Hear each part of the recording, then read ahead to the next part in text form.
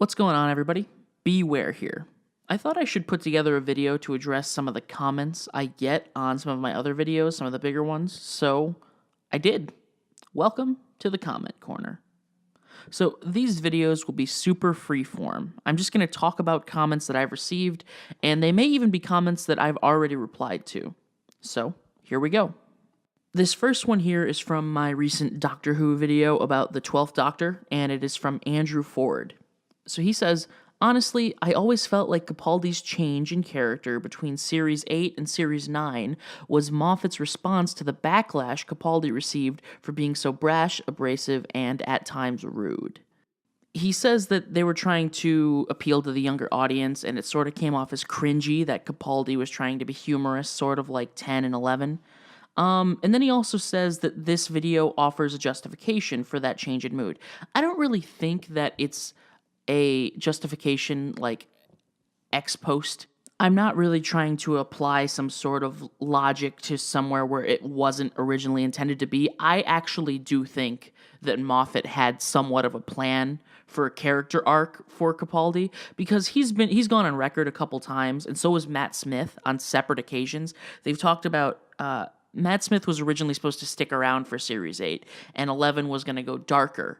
So I think it was always sort of their intention to start off with making this arc of the Doctor dark and then have him lighten up over time, and that's what they did do with Capaldi. So while I appreciate that you think that I found a pattern that wasn't meant to be there, I think the pattern was meant to be there, and most people just missed it. But thanks for the comment. So my next one was also on the 12th Doctor video, and this is from Downton654, and he asks, love the video, sums up my thoughts exactly. What are your thoughts on the 13th Doctor so far?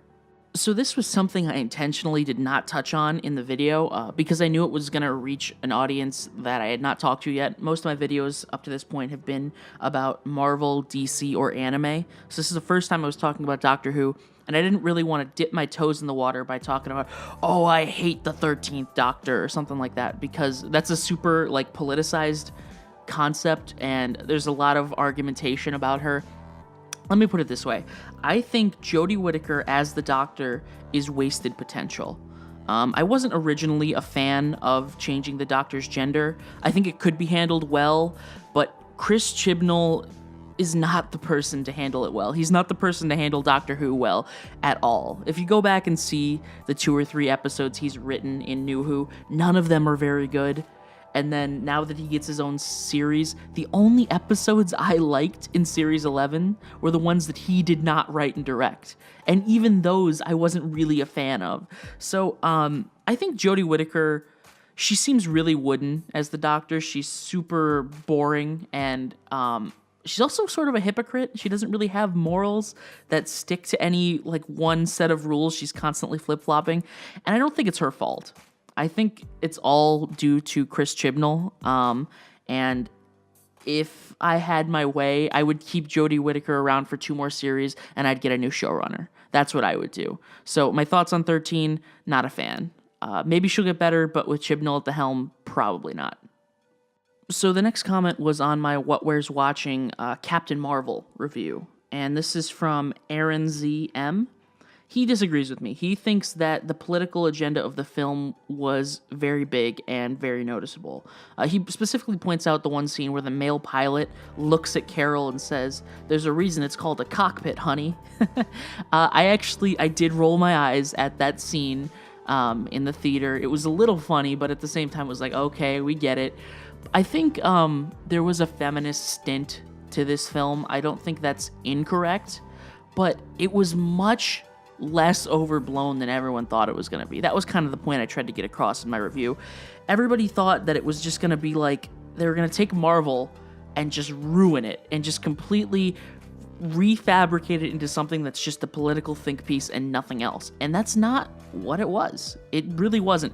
I like to describe it as it was a 2-hour movie with 5 or 6 minutes of light feminism. Yeah, they probably shouldn't have played I'm Just a Girl while she was beating up the Kree soldiers, but it wasn't that bad. It really wasn't that bad. Now, this is a separate issue. If you don't like Brie Larson, I get that. Brie Larson has this tendency to say things that do not look good. without context. And even with context, they're not, I wouldn't say them, personally. So if you don't like Brie Larson, I get it. But I tend to try to separate the artist from the art. And I don't think the movie was anywhere near as bad as so many people made it out to be. So that's it for today. I hope you liked it. Thanks for spending some time in the comment corner. If you have any other comments, obviously, let me know, and I'll try to address them every time I do one of these videos. But until next time, stay frosty.